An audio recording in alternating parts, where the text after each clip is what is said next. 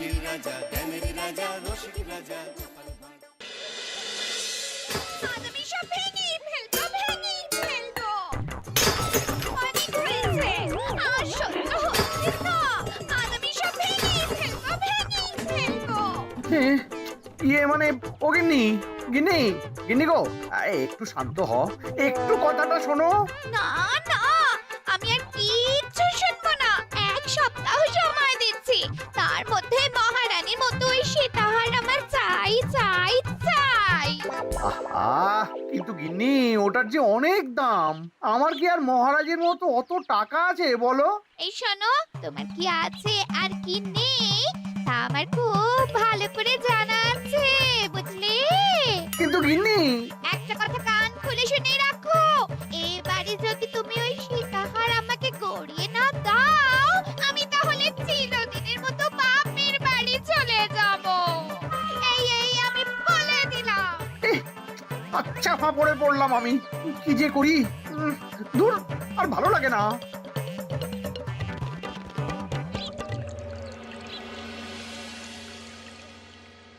আজকে তোমাদের সকলের কাছে আমার একটা প্রশ্ন আছে। বলুন মহারাজ। আচ্ছা, ধরো তোমরা যদি এ রাজ্যের লোক না হতে, অন্য কোনো রাজ্যের হতে, তাহলে তোমাদের কাছে কৃষ্ণনগর কেমন মনে হতো? মহারাজ, এক কথায় বলতে গেলে সমৃদ্ধ শক্তিশালী রাজ্য। বেশ, তা হঠাৎ এমন প্রশ্ন মহারাজ? আসলে বেশ কিছুদিন ধরেই আমি একটা কথা ভাবছিলাম। ঈশ্বরের দয়ায় আমাদের সবই আছে, তবু রাজ্যকে আরো শক্তিশালী ও অন্যান্য রাজ্যের সাথে সুসম্পর্ক বজায় রাখা একটা রাজধর্মে পড়ে। ঠিক বলেছে। ঠিক বলেছেন। বলি, তুমি কি এসব কথা কখনো ভাবো মন্ত্রী? হ্যাঁ, মানে আগে রোজ না, কিন্তু কখনো সখনো বোধহয় ভেবেছিলাম। কবে শুনি? ওই তো কিছুদিন আগে, ওই সেদিন। এটা ঠিক কোন সেদিনের কথা বলছেন মন্ত্রী মশাই? যেদিন আকাশে ওই দুটো সূর্য উঠেছিল? তোমাকে সবকিছুতে ফোড়ন কাটতেই হবে না গোপাল, হ্যাঁ? কি আর করি বলুন, আপনার কষ্ট যে আর সহ্য হয় না। যাই হোক, মুদ্রা কথা হলো, এসব কথা মাথায় রেখে এখন আমাদের কিছু করা উচিত। কিন্তু কি করা উচিত সেটা আমি ঠিক বুঝতে পারছি না। এই একটা করে রসগোল্লা খাওয়ালে কেমন হয়? এই, তুমি থামবে? মহারাজ, আমার কাছে একটা উপায় আছে। 10 দিনের একটা মিলন মেলার আয়োজন করলে কেমন হয়? খুব বাজে হবে। একটা মেলা কত ঝামেলার কাজ সেটা বোঝো? একেই কত খরচ, তার উপর আবার অনেক লোক। মোটেই না, এটা তো দারুণ বুদ্ধি দিয়েছো গোপাল। এমন কিছুই তো চাইছিলাম। দূর, আর সবকিছুই আমার বিপক্ষে মনে হয়। দিনটাই খারাপ, আমি বরং চুপই থাকি। তাহলে সবাই শোনো, 1 সপ্তাহ পর কৃষ্ণনগর এক বিরাট বড় মিলন মেলার আয়োজন করছে, আর তার জন্য লোকজনকে নিমন্ত্রণ করার কাজ দেখবে গোপাল। যথা আজ্ঞা মহারাজ। আর মন্ত্রী, ভালো করে শুনে রাখো, মেলা প্রাঙ্গণ সাজানো, ঠিকঠাক নিরাপত্তা, এসব তোমার দায়িত্ব। আচ্ছা, কিন্তু বলছিলাম যে সবকিছু ভালো করে করতে গেলে খরচও তো। ওসব নিয়ে তোমাকে চিন্তা করতে হবে না। যত খরচই হোক আমাকে বলো, আমি দেব। আরে বাস, তো দারুণ ব্যাপার। এই ফাঁকে যদি কিছু আমারও লাভ হয়ে যায়, তাহলে গিন্নির গলার হারটার কিছু একটা করতে পারবো। বেশ, তাহলে প্রত্যেকে নিজেদের কাজ শুরু করে দাও।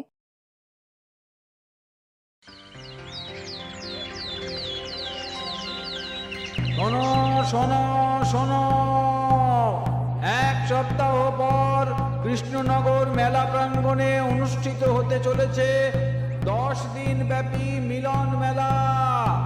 সকল গ্রামবাসীকে এই মেলায় আসার জন্য আমন্ত্রণ জানানো হচ্ছে। শোনো শোনো শোনো।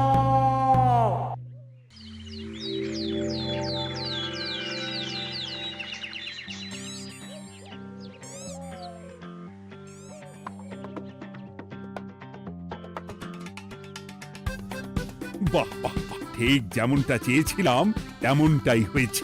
আর এসব কিছুর জন্য আমি গোপালকে ধন্যবাদ জানাতে চাই। কি যে বলেন মহারাজ, এই কৃষ্ণনগর তো আমার নিজেরই পরিবার। সেসব আমরা খুব ভালো করেই জানি গোপাল। আদিক্ষেতা একেবারে উতলে পড়ছে, এসব দেখে গা জ্বলে যায়। তোমার এই এত ভালো বুদ্ধি দেওয়ার জন্য আমি তোমাকে 50টি স্বর্ণমোহর উপহার দিতে চাই। এটা কি হলো? এরকম হলে কিন্তু আমি খেলবো না। কেন মন্ত্রী, তোমার আবার কি হলো? আমিও তো মেলার আয়োজন করেছি, তাহলে গোপাল একা কেন উপহার পাবে? সে তো মেলার জন্য অনেকেই কাজ করেছে, কিন্তু আসল বুদ্ধিটা তো দিয়েছে গোপালই। মন্ত্রী মশাইয়ের বোধহয় খুব হিংসা হচ্ছে। ঠিক আছে মহারাজ, আপনি বরং এই উপহার সকলের সাথে ভাগ করে দিন। না গো, কোনো ভাগ চাই না, তোমার উপহার তুমিই রাখো। যত সব।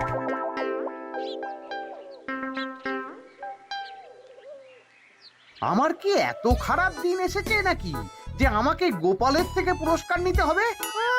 অনেক হয়েছে। না না না, এবার আমাকেই কিছু ভাবতে হবে মনে হচ্ছে।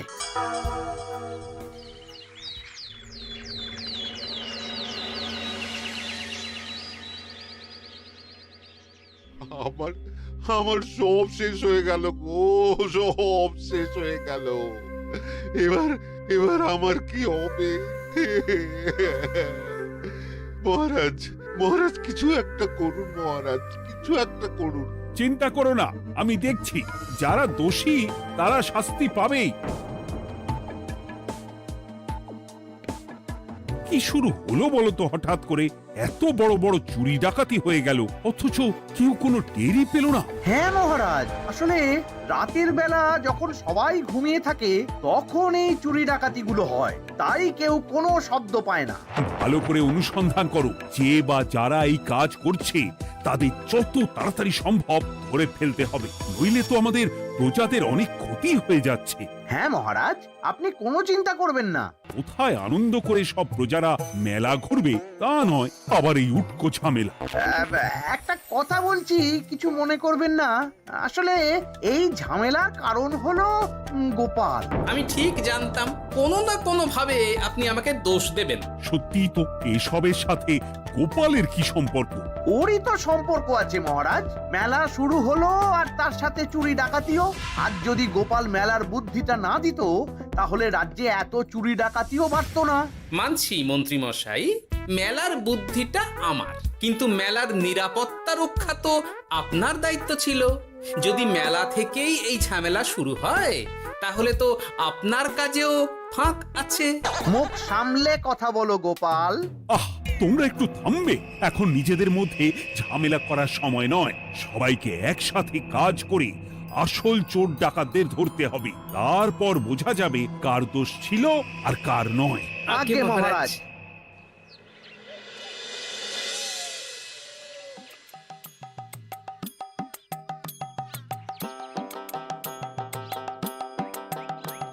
এই তো তুমি এসে গেছো। তাড়াতাড়ি মুখ হাত ধুয়ে বসো, তোমার জন্য একটা জিনিস এনেছি। বলো কি জিনিস? আরে আরে একটু অপেক্ষা করোই না, আমি আনছি। হ্যাঁ বেশ, আনো তাহলে।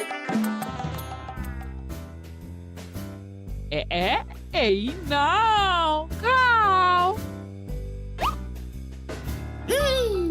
মিষ্টি দই।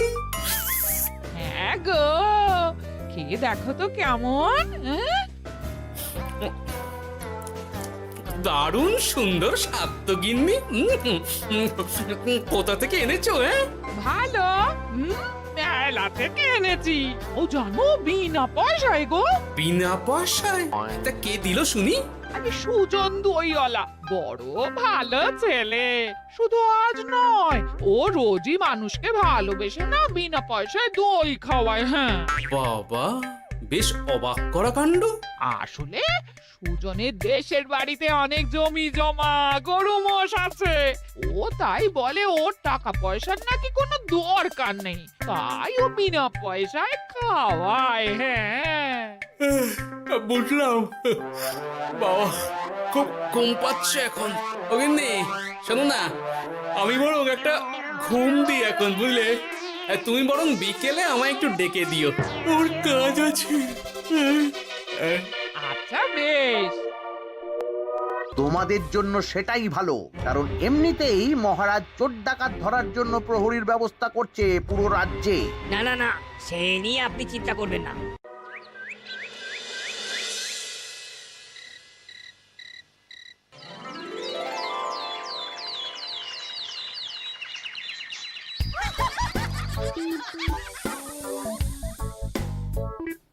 কই গো ওরে, আর কতক্ষণ ঘুম হবে?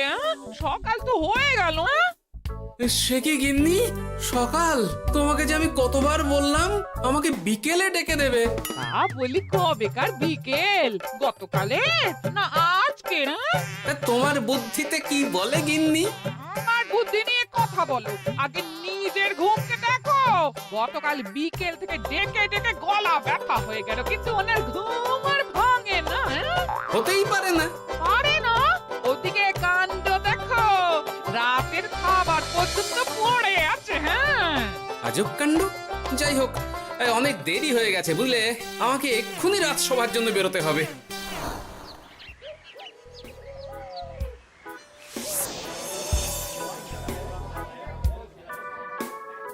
বাবা, এত ভিড় কি আছে এখানে? একটু কাছে গিয়ে দেখি তো। সত্যি সত্যি ভাই সুজন, তোমার হাতে জাদু আছে।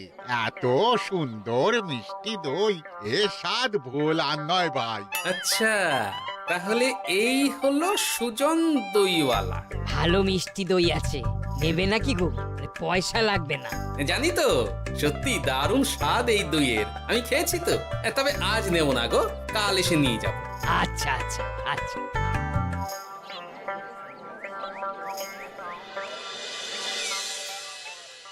আর কোনো নতুন খবর পেলে ওই ডাকাতদের ব্যাপারে?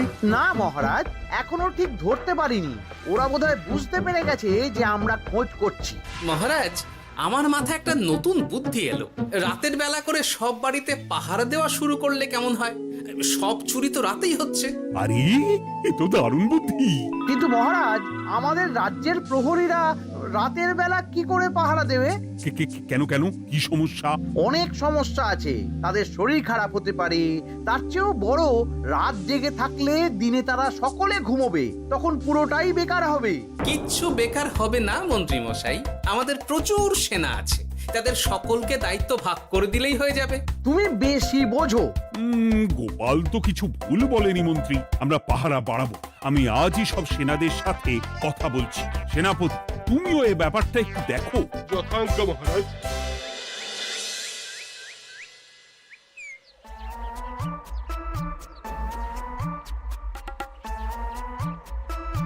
চোর ডাকাতদের ধরার জন্য যদি একটা সূত্রের হদিশ পাওয়া যায় তাহলেই কেল্লা ফতে, কিন্তু সেটাই পাওয়া যাচ্ছে না বলেই এত সময় লাগছে। আরে, ওটা মন্ত্রী মশাই মনে হচ্ছে না? আড়ালে দাঁড়িয়ে এরকম কার সাথে কথা বলছে? এবার আমি যা বলছি ভালো করে শোনো। আজ রাতে মেলার পিছনের দিকে যে মাঠটা আছে সেখানে চলে এসো। বাকি কথা ওখানেই হবে। এই জায়গা নিরাপদ নয়। বেশ রহস্যজনক ব্যাপার। মেলার পিছনের মাঠ বলল না? রাতে আমাকেও দেখতে হবে কি হয় সেখানে।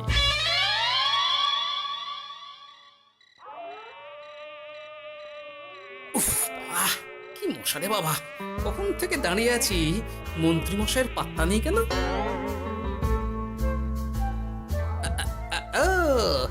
ওই তো চলে এসেছে। এই যে আমার সোনার হাটটা কই? হ্যাঁ, পই পই করে বলেছিলাম আমার ওটা চাই। আগে কি আর বলি বলুন তো, ওই হারটা আমাদের দলের প্রধানের খুব পছন্দ হয়ে গেছে, তাই কোনোভাবেই ওটা দিতে পারলাম না। কি এত বড় সাহস! আমার বলার পরেও তুমি এরকম করলে? বড় ভুল হয়ে গেছে মন্ত্রী মশাই, এবারের মতন ক্ষমা করে দিন, আর হবে না, এই কথা দিচ্ছি। তোমাদের জন্য সেটাই ভালো, কারণ এমনিতেই মহারাজ চোর ডাকাত ধরার জন্য প্রহরীর ব্যবস্থা করছে পুরো রাজ্যে। না না না, সে নিয়ে আপনি চিন্তা করবেন না, আমাদের ধরা পড়ার কোনো সুযোগই নেই। কারণ যে পরিমাণ ওষুধ আমি আমার দইতে মিশিয়ে দিই সেটা একবার যে খাবে মরার মতন ঘুমোবে। বাহ বাহ বাহ, সে তো খুব ভালো। করো করো। তার কোনো নতুন খবর পেলে? মেলা তো শেষের দিকে। হ্যাঁ পেয়েছি। পাশের গ্রামের বলরাম নামে এক বড় মহাজন আছে। পরশু তার মেয়ের বিশাল ধুমধাম করে বিয়ে। শেষ একটা বড় দান মারতে পারলেই আপনার আমার দুজনেরই শান্তি। আচ্ছা, এই ব্যাপার তাহলে হ্যাঁ? এসব কিছুর পেছনে মন্ত্রী জড়িত। এইবার বুঝতে পারছি কেন রাতের পাহারাতে ওনার এত আপত্তি ছিল। কিন্তু ওই লোকটা কে? ঠিক আছে, এখন যাও, একটু সাবধানে কাজ করো আর আমার পাওনাটা ঠিকঠাক দিও, কেমন? সে কি সুজন দইওয়ালা? এবার আমার কাছে পুরো ব্যাপারটা পরিষ্কার হয়ে গেছে। না, কালই মহারাজকে সব জানাতে হবে, আর এদের হাতে নাতে ধরার জন্য একটা উপায় ভাবতে হবে।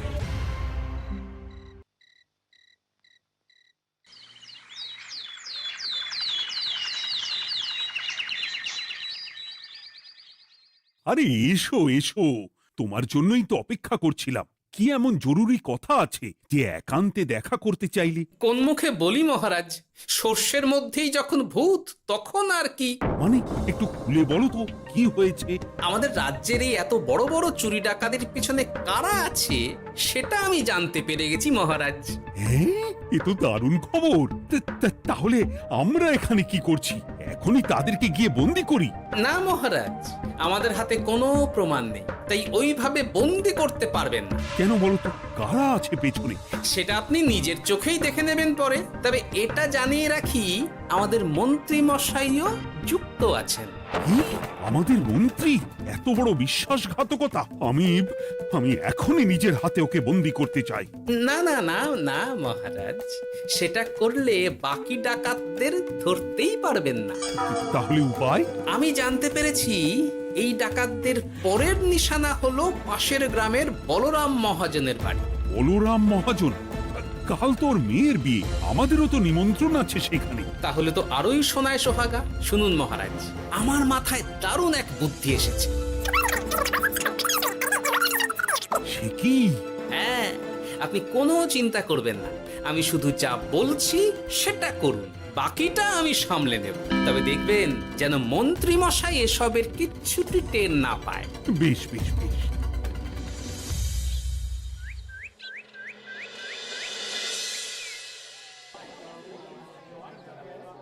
আর তো কিছুক্ষণ, এরপরেই তো সন্ধে নামবে। তোমার সবকিছু তৈরি তো? হ্যাঁ মহারাজ।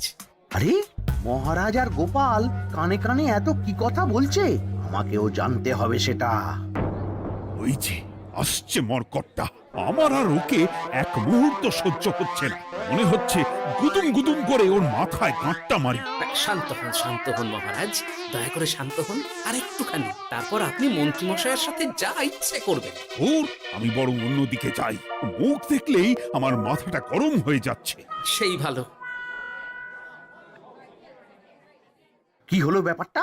যাই হোক, আর তো কিছুক্ষণ, তারপর আমার বিশাল লাভ হবে। বরং ততক্ষণ আমি পেট পুজো করি।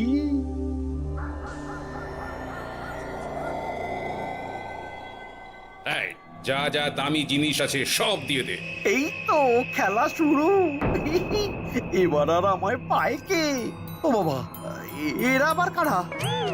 সত্যি গোপাল দারুণ চাল চেলেছে। এই তোমরা এখানে কি করতে এসেছো? কেন, তোমরা যা করতে এসেছো? ডাকাতি? এমন তো কোনো কথা ছিল না। কার দলের লোক তোমরা? মন্ত্রী মশাইয়ের দলের লোক। এই রে, কি বলছে সব? কোথায় কোথায়? এই মন্ত্রী মশাই, এই কি বলছে এরা? আপনি দু নৌকোয় পা দিয়ে চলছে, আমরা থাকতে আপনি আরো এক ডাকাতের দলের লোককে ডেকেছেন। কি মন্ত্রী? শেষে কিনা তুমি? কি খেয়েছে রে, আর বোধহয় বাঁচতে পারবো না। কই, চুপ কেন? বলুন, মন্ত্রী মশাই সোনার হার ডাকাতি করে আপনাকে দেওয়ার জন্য এখানে ডেকেছেন। কি সোনার হার? আমাকেও তো একই কথা বলেছে। আপনি আমাদের থেকে খবর নিয়ে অন্য দলকে কাজ দিয়েছেন। না না, মিথ্যে কথা। কিসের মিথ্যে? আপনি ছাড়া তো আর কেউ জানতো না এখানের কথা। না গো, আমি শুধু তোমাদেরকেই কাজ দিয়েছি একদম শুরু থেকে। আর কোনো ডাকাতের দলকে আমি চিনি না, আমি তো নিজেই প্রথম শুনছি। মন্ত্রী, লজ্জা করে না তোমার? তুমি আমার প্রজাদের এইভাবে ঠকাচ্ছিলে। ইয়ে মানে মহারাজ, আমি আসলে অনেক হয়েছে মন্ত্রী মশাই, আপনি ধরা পড়ে গেছেন। প্রহরী, বন্দি করো সবাইকে, আর মন্ত্রীকেও। আমাকে ক্ষমা করে দিন মহারাজ, আমি ইচ্ছা করে এটা করিনি। আসলে আমার গিন্নি কদিন ধরেই মহারানীর সীতাহারের মতো দেখতে হার বায়না করেছে। তার জন্য তুমি নিজেদের লোকেদের থেকেই চুরি করবে? আর কি করব বলুন, এক সপ্তাহের মধ্যে হার না দিলে বাড়ি ছেড়ে চলে যাবে বলেছে।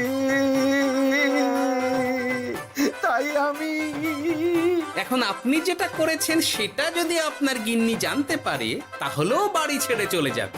শাস্তি তো তোমাকে পেতেই হবে মন্ত্রী। আয়, কে আছো? শোনো, মন্ত্রীকে মুখে কালি মাখিয়ে গাধার পিঠে বসিয়ে সারা রাজ্য ঘোরাও, এটাই ওর যোগ্য শাস্তি। আর গোপাল, তোমার বুদ্ধির প্রশংসা করতেই হয়। তোমার পুরস্কার আমি কাল রাজসভায় দেব। দূর দূর, জীবনে বিয়ে করাই ভুল হয়েছে আমার।